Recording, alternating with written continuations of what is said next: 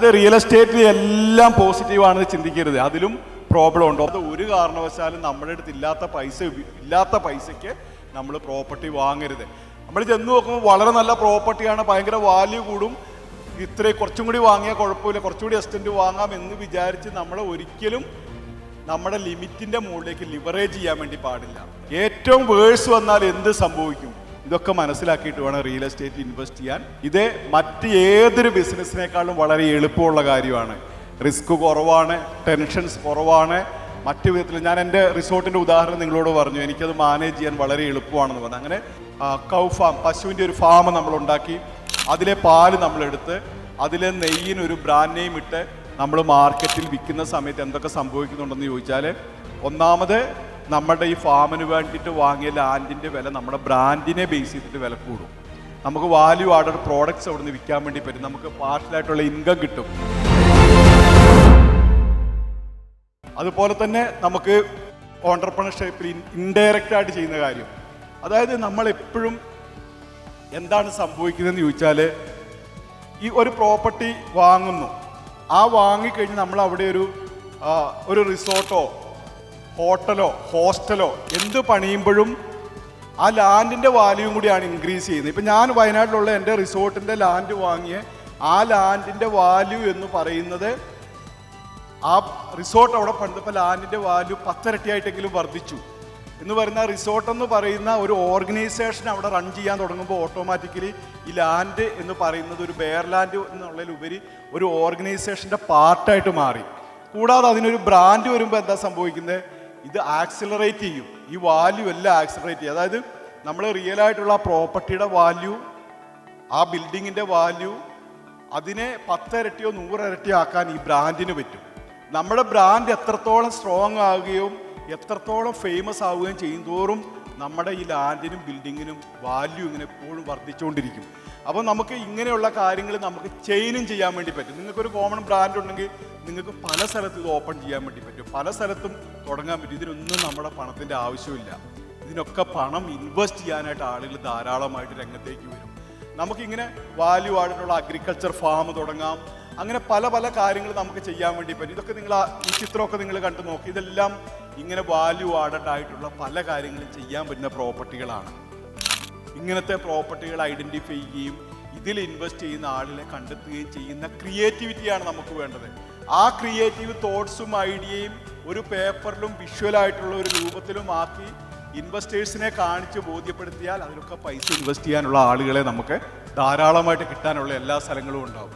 ഇപ്പോൾ ഇതൊക്കെ എന്താ ലാൻഡ് ഉപയോഗിച്ചുള്ള ഇൻഡയറക്റ്റ് ആയിട്ടുള്ള റിയൽ എസ്റ്റേറ്റ് ഇൻവെസ്റ്റ്മെൻറ്റുകളാണ് നിങ്ങൾ കാണുന്നത്.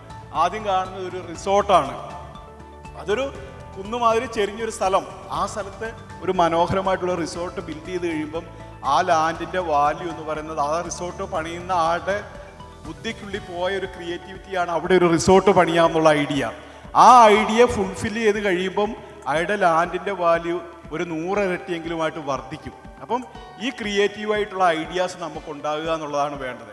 ഒരു തേയിലത്തോട്ടത്തിലുള്ള ഒരു റിസോർട്ടോ അങ്ങനെയൊക്കെയുള്ള കാര്യങ്ങൾ ബിൽഡ് ചെയ്യുന്ന സമയത്ത് നമുക്ക് എന്താണെന്ന് ചോദിച്ചാൽ അതിൻ്റെ റിയൽ വാല്യൂവിനേക്കാളും എത്രയോ മടങ്ങായിട്ട് നമുക്ക് വാല്യൂ വർദ്ധിക്കും. അപ്പം നമ്മുടെ ഉള്ളിൽ പോകേണ്ട ഒരു ഐഡിയ എന്ന് പറയുന്നത് ക്രിയേറ്റീവ് തോട്ട്സ് ആണ്. ക്രിയേറ്റീവ് തോട്ട്സും നമ്മുടെ സ്കില്ലുമാണ് വേണ്ടത്. ഈ ക്രിയേറ്റീവ് തോട്ട്സിൻ്റെ ഒരു മിനിമം ലെവലേ നമുക്ക് ആവശ്യമുള്ളൂ. നമുക്കിതെല്ലാം ഡെവലപ്പ് ചെയ്യാൻ പറ്റും. നമുക്ക് നല്ലൊരു ആർക്കിടെക്റ്റ് ഉണ്ടെങ്കിൽ നമുക്ക് അവിടെ ഒരു ലേ ഔട്ട് ഉണ്ടാക്കാൻ പറ്റും. ഒരു റിസോർട്ടിൻ്റെ ഒരു കോട്ടേജിൻ്റെ ചിത്രം 3D വ്യൂ നമുക്ക് അവരെ കൊണ്ട് ഉണ്ടാക്കാൻ വേണ്ടി പറ്റും. അല്ലെങ്കിൽ അവരെ ഉപയോഗിച്ച് ഇത്തരത്തിലുള്ള ഏത് കാര്യങ്ങളും ചെയ്ത് നമുക്ക് ഇത് പ്രസൻറ്റ് ചെയ്യാൻ പറ്റും. ഇന്ന് ഇതൊക്കെ വിൽക്കാനായിട്ട് നമുക്ക് കുറച്ചുകൂടി എളുപ്പമുണ്ട്. സോഷ്യൽ മീഡിയയിൽ ഇതിൻ്റെയൊക്കെ പരസ്യം ഇട്ടാൽ മതി, ഇല്ലേ? മൂന്നാറിൽ ഇങ്ങനെ പ്രോപ്പർട്ടി ഉണ്ട്, അവിടെ ഇന്ന റിസോർട്ട് പണിയുന്നു എന്ന് പറഞ്ഞ ലേഔട്ടും കാര്യങ്ങളൊക്കെ വെച്ചിട്ട് നമുക്ക് പരസ്യം ചെയ്താൽ കുറേ എൻക്വയറി നമുക്ക് ആളുകൾ അന്വേഷിച്ച് വരുന്ന ആളുകളിൽ നിന്ന് നമുക്ക് ഫൈൻഡ് ഔട്ട് ചെയ്യാൻ വേണ്ടി പറ്റും. അപ്പോൾ പുതിയ കാലഘട്ടത്തിൽ നമ്മൾ വിചാരിക്കുന്നതിൽ ഇൻവെസ്റ്റ് ചെയ്യുമോ എന്ന് ചോദിച്ച് വേറെ ആളുടെ അടുത്തേക്ക് പോകാതെ നമ്മൾക്ക് ആളുകൾ സാറ് പറഞ്ഞ മാതിരി എന്താ അട്രാക്ഷൻ ജനിപ്പിച്ചു കഴിഞ്ഞാൽ ആളുകൾ ഇങ്ങോട്ട് വരും, നമ്മുടെ അടുത്ത് അന്വേഷിച്ച് വരും. അപ്പം ഇതൊക്കെ ആയിരിക്കണം ഭാവിയിലെ നിങ്ങളുടെ ഐഡിയാസും ബുദ്ധിയൊക്കെ. ഇവിടേക്കൊക്കെ നിങ്ങൾ പോവുക, ഇവിടേക്കൊക്കെ ചിന്തിക്കുക, ട്രാവൽ ചെയ്യുക, പല സ്ഥലത്തും നിങ്ങൾ സ്ഥലം കണ്ടെത്തുക. ഇപ്പം നമ്മുടെ കേരളത്തിന് വെളിയിൽ നിങ്ങൾക്കറിയുമോ എന്നറിയില്ല, തമിഴ്നാട്ടിലും കർണാടകയിലും മഹാരാഷ്ട്രയിലൊക്കെ പോയ ഡാമിൻ്റെ സൈഡിലുള്ള ലാൻഡുകളുണ്ട്, പുഴയുടെ സൈഡിലുള്ള ലാൻഡുകളുണ്ട്, കായലിൻ്റെ സൈഡിലുള്ള ലാൻഡുകളുണ്ട്. വൈൽഡ് അനിമൽസുള്ള ഫോറസ്റ്റിൻ്റെ സൈഡിലുള്ള ലാൻഡുകളൊക്കെ വളരെ ചെറിയ വിലയ്ക്ക് കിട്ടാൻ പറ്റുന്ന സ്ഥലങ്ങളൊക്കെ ഉണ്ട്. ഈ പ്രോപ്പർട്ടികളൊക്കെ ഐഡൻറ്റിഫൈ ചെയ്യുകയും ഇതൊക്കെ വാങ്ങാനായിട്ട് ശ്രമിക്കുക, അല്ലെങ്കിൽ ഒരു എഗ്രിമെൻ്റ് എഴുതി മാർക്കറ്റിലേക്ക് കൊണ്ടുവന്ന് ഇൻവെസ്റ്റേഴ്സിനെ കണ്ടുപിടിക്കുകയും ഇതൊക്കെ റിയാലിറ്റി ആക്കി മാറ്റുകയും ചെയ്യുന്നതാണ് നമ്മുടെ എന്താ പറയുക, നമ്മുടെ സ്കില്ല് അവിടെയാണ് ഇരിക്കുന്നത്. ആ സ്കില്ലിന് നമ്മൾ പണം ഒന്നും മുടക്കേണ്ടതായിട്ടില്ല, ഒരു റിസ്ക്കും നമുക്കില്ല, നമ്മുടെ ജീവിതത്തിൽ ഒന്നും നമുക്ക് നഷ്ടപ്പെട്ടു പോകുന്നില്ല. അപ്പം 3 ഗുണങ്ങളാണ് നമ്മളൊരു ഓണ്ടർപ്രണർഷിപ്പ് റിയൽ എസ്റ്റേറ്റ് നടത്തുമ്പോൾ ഉണ്ടാകുന്നത്. എന്താണെന്ന് വെച്ചാൽ, ഒന്ന് നാച്ചുറലി ഇൻക്രീസ് ചെയ്യും പ്രോപ്പർട്ടി വാല്യൂ. നമ്മളൊരു USP ഉള്ള പ്രോപ്പർട്ടി വാങ്ങുമ്പോൾ അല്ലെങ്കിൽ യുണീക്കായിട്ടുള്ളൊരു പ്രോപ്പർട്ടി വാങ്ങുമ്പോൾ ഓട്ടോമാറ്റിക്കലി നാച്ചുറലി പ്രോപ്പർട്ടിയുടെ വാല്യൂ ഇൻക്രീസ് ചെയ്യും. രണ്ടാമതായിട്ട് നമ്മൾ ചെയ്യുന്ന ഡെവലപ്മെൻ്റൽ ആക്ടിവിറ്റി വഴിയും അതിൻ്റെ വാല്യൂ ഇൻക്രീസ് ചെയ്യും. മൂന്നാമതായിട്ട് ആ ബ്രാൻഡ് നെയിം വെച്ചിട്ട് അതിൻ്റെ വാല്യൂ ഇൻക്രീസ് ചെയ്യും. ഈ ബ്രാൻഡ് നെയിം വെച്ചിട്ട് വാല്യൂ ഇൻക്രീസ് ചെയ്യുന്ന ആദ്യത്തെ 2 ഇൻക്രീസിനെ മൾട്ടിപ്ലൈ ചെയ്യും ഒരു ബ്രാൻഡ് വരുമ്പോൾ. നമ്മൾ ബ്രാൻഡ് ഒന്നും ഇല്ലാത്ത ഒരു റിസോർട്ടിനെ പറ്റി ചിന്തിക്കുക, നല്ലൊരു ബ്രാൻഡ് നെയിം ഉള്ള ഒരു റിസോർട്ടിനെ പറ്റി ചിന്തിച്ച് നോക്കുക. നിങ്ങളിപ്പം താജിൻ്റെ ഒരു പ്രോപ്പർട്ടി നാളെ വിൽക്കാൻ വെച്ചിട്ടുണ്ട്, അതിൻ്റെ വാല്യൂ എത്രയായിരിക്കും? അതിൻ്റെ ലാൻഡ് വാല്യൂ ബിൽഡിങ്ങിൻ്റെ വാല്യൂ ആയിരിക്കും അതിനുണ്ടാവുന്നത്.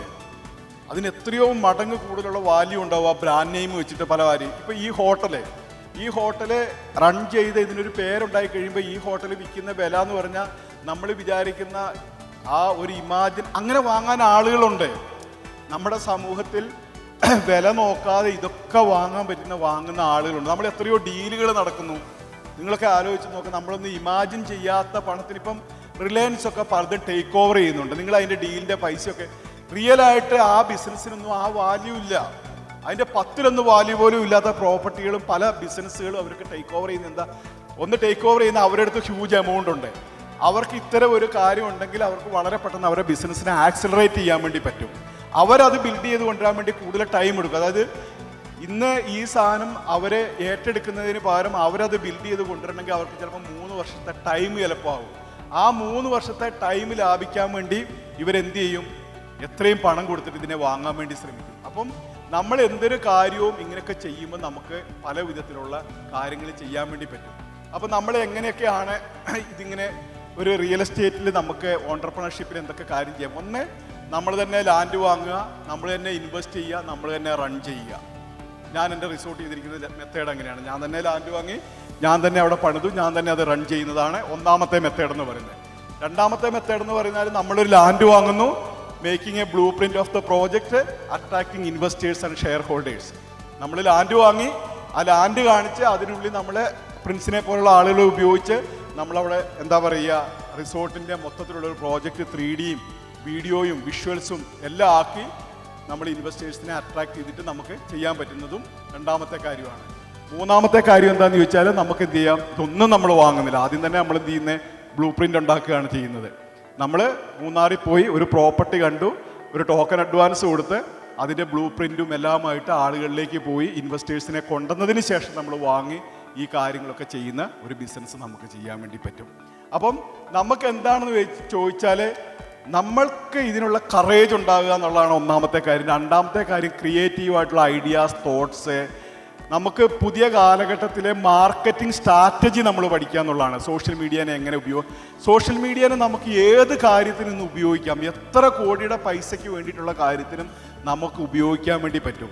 നമ്മൾ വളരെ ക്രിയേറ്റീവായിട്ടുള്ളൊരു ബ്ലൂ പ്രിൻ്റ് ഉണ്ടാക്കി, അതിനൊരു പ്രോജക്റ്റ് റിപ്പോർട്ട് ഉണ്ടാക്കി, അതിൽ നിന്ന് എത്ര റിട്ടേൺ ഉണ്ടാവും എന്നുള്ള കാര്യത്തെപ്പറ്റി എല്ലാം പ്രോജക്റ്റ് ഉണ്ടാക്കി നമുക്ക് ഒരു പ്രസൻറ്റേഷൻ കൊടുക്കാൻ പറ്റിയാൽ ഇൻവെസ്റ്റേഴ്സ് ആയിട്ടുള്ള ആളുകളെല്ലാം ധാരാളമായിട്ട് വരും. ഇങ്ങനെല്ലാം നമ്മൾ ചെയ്യുമ്പം നമ്മുടെ സ്വെറ്റ് ഇക്വിറ്റിയെ പറ്റി നമ്മൾ എപ്പോഴും ഓർമ്മ വരണം.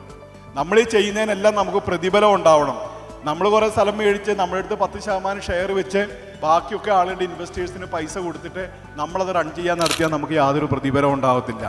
നമ്മൾ എന്ത് കാര്യം ചെയ്യുമ്പോഴും 50% കൂടുതൽ ഷെയർ നമുക്ക് ഹോൾഡ് ചെയ്യുന്ന മാതിരി വേണം മറ്റുള്ളവരുടെ ഇൻവെസ്റ്റ്മെൻറ്റും കാര്യമൊക്കെ വാങ്ങാൻ വേണ്ടിയിട്ട്.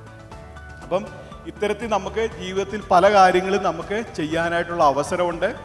റിയൽ എസ്റ്റേറ്റ് എന്ന് പറഞ്ഞിട്ടുണ്ടെങ്കിൽ നിങ്ങൾക്ക് ഹ്യൂജായിട്ടുള്ള ഇൻകമുള്ള, അസറ്റുള്ള, വെൽത്തുള്ള, നമ്മുടെ ജീവിതത്തെ മാറ്റിമറിക്കാൻ പറ്റുന്നൊരു മേഖലയാണ്. ഈ മേഖലയിലേക്ക് പതുക്കെ ഇറങ്ങി വരിക, ഈ മേഖലയെ പറ്റി പഠിക്കുക, ഇതിന് വേണ്ടുന്ന സ്കില്ലുകൾ നമ്മൾ ഡെവലപ്പ് ചെയ്യുക. നമ്മുടെ ജീവിതം നിങ്ങൾ വിചാരിക്കുന്ന അവസ്ഥയിൽ നിന്ന് വളരെ നിങ്ങൾക്ക് ഇമാജിൻ ചെയ്യാൻ പറ്റാത്ത അവസ്ഥയിലേക്ക് മാറും. ഈ റിയൽ എസ്റ്റേറ്റിൽ ഞാൻ ഇന്ന് പറഞ്ഞതിന് ശേഷം നിങ്ങൾ വീട്ടിൽ ചെന്നിട്ട് നിങ്ങൾ ഗൂഗിൾ ചെയ്ത് നോക്കണം. റിയൽ എസ്റ്റേറ്റിൽ നിന്ന് ബില്യണേഴ്സ് ആയിട്ടുള്ള ഓരോരുത്തരുടെ സ്റ്റോറി നിങ്ങൾ നോക്കണം. അവരുടെ ബാക്ക് ഹിസ്റ്ററി നോക്കണം. ഞാൻ തീർച്ചയായിട്ടും പറയുന്നത് 90% ആളുകളും വളരെ ഒന്നുകിൽ സ്കൂൾ ഡ്രോപ്പ് അല്ലെങ്കിൽ കോളേജ് ഡ്രോപ്പ്, വളരെ സാധാരണപ്പെട്ട വളരെ ബുദ്ധിമുട്ടുള്ള ജീവിത സാഹചര്യത്തിൽ നിന്ന് വന്ന ആളുകളാണ് ഈ നിലയിലേക്കൊക്കെ എത്തിയിട്ടുള്ളത്.